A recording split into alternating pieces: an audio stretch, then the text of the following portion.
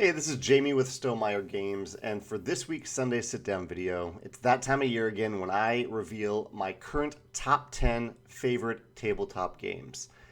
This list, I've been doing it for a while. I do it pretty much every 6 months. I think the last one was in March. Now we're just entering September, and I have a few requirements that I look at. I'll just say them very briefly before I jump into the list. Basically, I don't count Stonemaier games. So anything that I've designed or published or had a hand in, or anything related to our IPs are not eligible for this list. Also, for the first time, I've really decided not to include games that that aren't replayable, that aren't resettable and replayable. So as much as I love certain campaign games, certain legacy games, this list is specifically for games that I am always eager to get to the table. And with many of those campaign games, I play them once. I'm very happy that I've played them. I've had a very memorable, great experience. And I have a separate video about those types of games. So you can always look at my favorite videos on campaign games.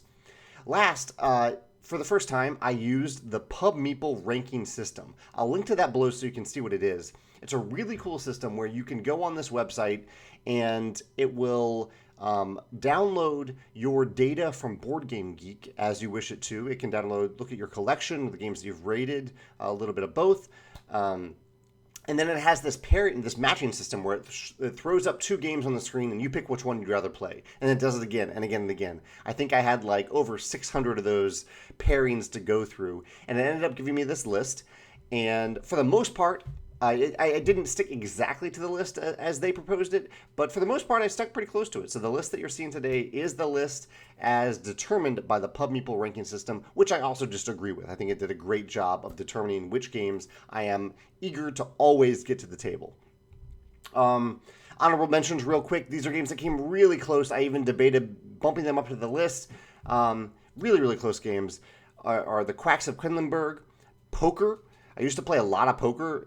I used to host a weekly poker night before I got it more into board games. Clank, Isle of Skye, and QE. So those are the honorable mentions that won't be on this list. Let's start with number 10. Number 10 is a game that I find myself getting to the table more and more. It's one that I almost always travel with. It's probably the go-to game that I use to introduce new people to games in general, or if I just want to play a game and introduce it to them, and that is The Mind.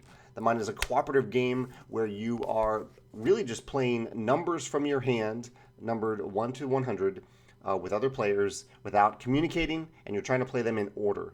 You start with just one card in hand, you work up to 2 to 3 to 4, and I've just had some of my favorite gaming moments playing this game, and it's so easy to teach, so easy to get to the table, that I love it. I'm almost always happy to play The Mind. So yeah, that's why it's my number 10.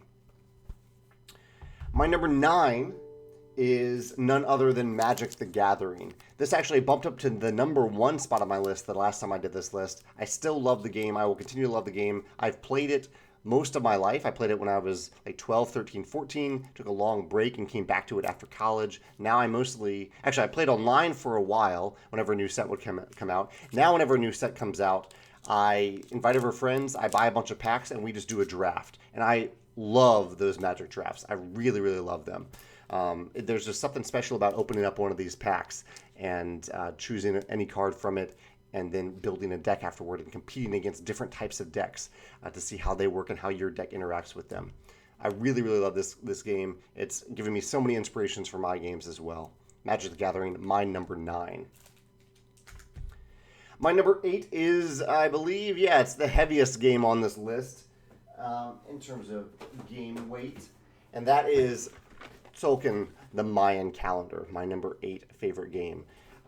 This game has this gear system that you can see on the back of the box that if you're interested in heavy games and you haven't played Tzolk'in, I just highly, highly recommend it. It is such a cool, clever system for how these gears use time as a resource and how you have to manage your time in terms of how long you want a worker to stay on one of these gears. Because the longer a worker stays on one of these gears, the better the resources or the better the payoff when you pull that worker off the gear. but you don't have that worker to use for other things. So it's a wonderful decision to make, and the gears make it so easy to track how the workers are doing it. It really makes the upkeep of the game really minimal, because all you have to do is spin this middle gear once per round, and all the other gears change. All the other workers on those gears shift position. This is my favorite. It's my favorite heavy Euro game. Medium heavyweight. This is like the heaviest that I go with games, and it's my number 8, Tzolk'in, the Mayan calendar. My number 7 is a new entry on this list. I'm almost surprised this game hasn't made the list in the past, but I don't think I really fully realized my love for it. It's one of the 2 games on my list that I do not own, but I wish I did, and that game is Ra. Ra is an auction game with a push your luck mechanism, and I just have so much fun playing this game. There is another, QE is another auction game that I really love, but I think I just have to give the nod to Ra in terms of how much I love getting this game to the table. Especially because of the push your luck element. So there is an auction mechanism. You are auctioning using these tiles. Rather than currency, you have these tiles that you're using to auction. And whenever you win an auction, you're actually gaining a tile from the board. So not only are you auctioning for these square tiles, I think they're called civilization tiles or something like that, but you're also auctioning to gain the last tile that won the previous auction. But there's this push to your luck element because there's this track on the board up here, and as it actually, these are the tiles that you're auctioning for. These tiles up here are the, I believe they're the Ra tiles, and once this row fills up, depending on the player count, the round is over. So even if you are lingering late in the round, hoping to accumulate a bunch of tiles down here to have a really big auction, you might just get unlucky and draw a bunch of Ra tiles and bust and not even have a chance to win the tiles. So I love that push and pull, push your luck element of Ra. I love the auction elements. It's a wonderful, wonderful game. That's Ra, my number 7 game. In fact, even as I say this, I'm going to leave myself a note because I want my friend to bring this to a game day that I'm hosting tomorrow, Monday. So that's number 7, Ra. My number 6. This is, I believe it's the only one versus many game on this list, and that is the classic Scotland Yard. Yes, this is my childhood copy, and yes, it holds up. It is, I don't always love hidden movement games. This is a game where one player, Mr. or Mrs. X, is sneaking around London. You don't know where they are except for certain points in the game. But this hidden movement game works so well, in my opinion, because the rules are super streamlined. It is like 1 minute to get players into the game, even players who haven't played many games before. And it helps that many players are cooperating against Mr. X. But I also love, one of the things that I struggle with in hidden movement games is the uncertainty of being in the dark. I don't like, it's tough when I don't have enough information in the game. But in Scotland Yard, that's the fun of the game, and on the 3rd turn of the game, you know exactly where Mr. X is. Mr. X has to reveal him or herself on the 3rd turn of the game, and then they disappear again. But you get that information right away, and that makes the game really, really shine. That combined with how easy the turns are in the game, how super streamlined there is. This is a picture of elegance to me. And I admire what other designers have done with hidden movement games, but this is the one for me. This is Scotland Yard, my number 6 favorite game. My number 5 favorite game is one that you've seen me talk about many times on this channel, if you do watch this channel, and that is Fantasy Realms from WizKids. This is, again, such a simple game. It's a filler game, but I absolutely love it because it's a combo building game where you are building a hand of cards. You actually start out with 7 cards in this game, 7 cards in your hand, and at the end of the game, you also just have 7 cards in your hand, and those are the cards that you score. There are many cards that combo with each other to make those cards stronger and worth more points. There are also many cards that hurt you, that make you lose points if you have certain other cards in hand. Like you may not want to have, I don't know if I have any specific examples here, but like, there are cards that conflict with one another. There's this wonderful element of the game where you actually start out with a bunch of cool stuff. You might even stumble into some combos in your opening hand, but throughout the game you are building those combos, building that hand, making it more and more powerful. And it is just a super, super satisfying game with those combos, and as you're avoiding those penalties throughout the game. But Fantasy Realms, I can continue to just get excited whenever someone suggests that we play this, and I suggest it all the time. That's why it is my number 5 favorite game. My number 4 favorite game, this is also a new game to the list. This is one that it has definitely surprised me, but similar to the Mind, I just want to get it to the table all the time. I get excited to play it, and I'm excited to introduce it to people. And usually we play either multiple times or we just ignore the rules about playing to a certain number of cards, and we just keep on going. And that is JustOne. JustOne is a game where you can kind of see it on the back here, where it's a fully cooperative party game, which I think is the most brilliant element of it. That it is kind of a party game, or it is a party game, but it is fully cooperative. You're not competing against everyone or anyone. And so one player, you take turns. One player has a word that they cannot see, and one word, and all other players use these table tents to write down a one-word clue that they are going to give to this player, the current player, to help them guess what their word is. However, if you and I both write down the same word, like in this example back here, the two players wrote down clown, they have to flip their table tents down on the table so that the player cannot see them. So you're trying to guess clues that are a little bit weird, weird enough that no one else will duplicate them, but that are still good enough clues, sometimes even private jokes, to help the player guess what their word is. I love how all of that works with JustOne. It's such a clever, simple game, but it's led to so many laughs and clever moments. I've seen my girlfriend sit there for like 5 minutes just looking at the clues, looking at them, and then somehow come up with that word. What was it? She got crossroads the other day based on... Two of us wrote down a clue that got duplicated. She only had the words like... I think she had intersection and some other word. But crossroads, I never would have thought of that. And she just thought about it and finally got it. It leads to moments like that where you're just amazed that someone actually gets it right based off the clues. There are funny moments when you see all the clues out there and how they can mislead the person in the wrong way, because these words often have double or triple meanings. But yeah, I just absolutely love this game. Yeah, that's why JustOne is my number 4 favorite game. My number 3 favorite game is one that I keep getting back to the table over and over again because I love it, and that is Downforce. I really love the idea of racing games because you're racing to the finish, and that is very satisfying if you finish first. But in Downforce, that's not the whole game. You're also betting on different cards throughout the race, different cars, not cards, throughout the race, and hoping that they'll do well too. So you might be betting on yourself, you might be betting on other players, and there's a ton of positive player interaction in this game because every turn you're playing a card that moves one or more cars forward on the racetrack.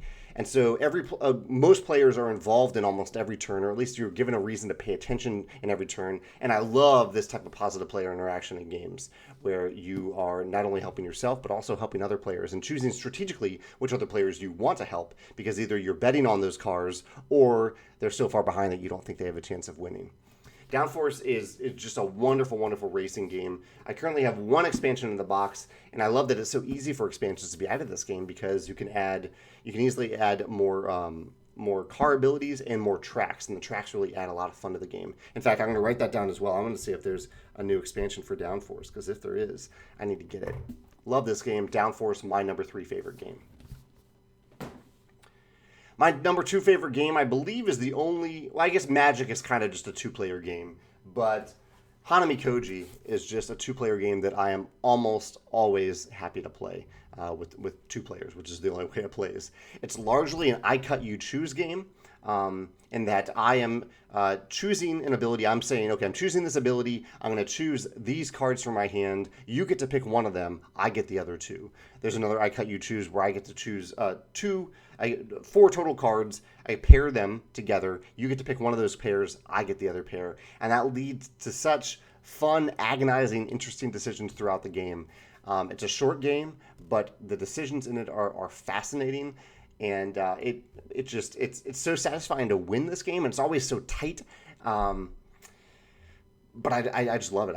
And it's not all that expensive either. I think this is the previous edition. Now there's a different company that has it, but I think they've done a great job with it as well. It's a beautiful game, and I highly, highly recommend it. If you like 2-player games, if you have someone to play 2-player games with on a regular basis, Hanamikoji, I think, is a must-buy.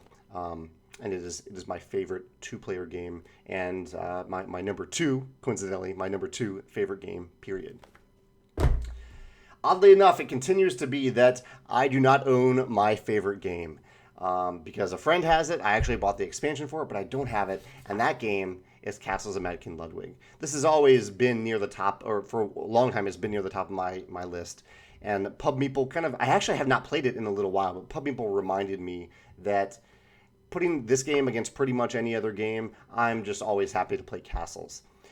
It is a very rewarding game. This is a game where you are doing I price you choose, which I love. I love I cut you choose, I price you choose. So you're doing that, and then it's a very rewarding game because whenever you place these tiles, you're often getting one or multiple rewards. You're getting some points usually for placing the tile, and then if you've completed a room, you get some more points.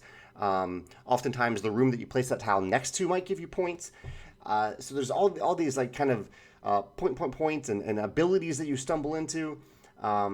And the decisions throughout it are just fascinating. Like you're trying to decide, okay, how much money do I want to give this person, the current master builder who priced these tiles? How much money do I really want to give them versus how badly do I want this tile that they put out in the buy row? But I found that it's very easy to teach. The rulebook is not particularly long. It's really easy to get someone into the game, and just the satisfaction of looking at your castle at the end of the game and seeing the story of this castle you built. I love that too.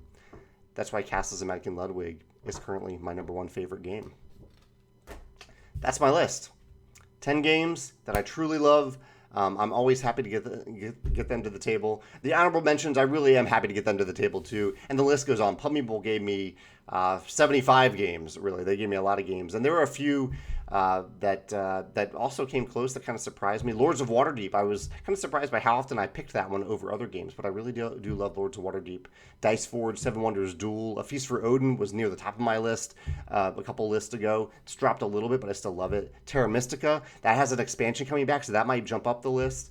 Deep Sea Adventure, Blockus, and some others I don't want to mention because I think there are quite a few on this list that are near the top of the list that are going to make my top 10 games, new to me games of 2019 list, or games that were released in 2019 or very close to 2019.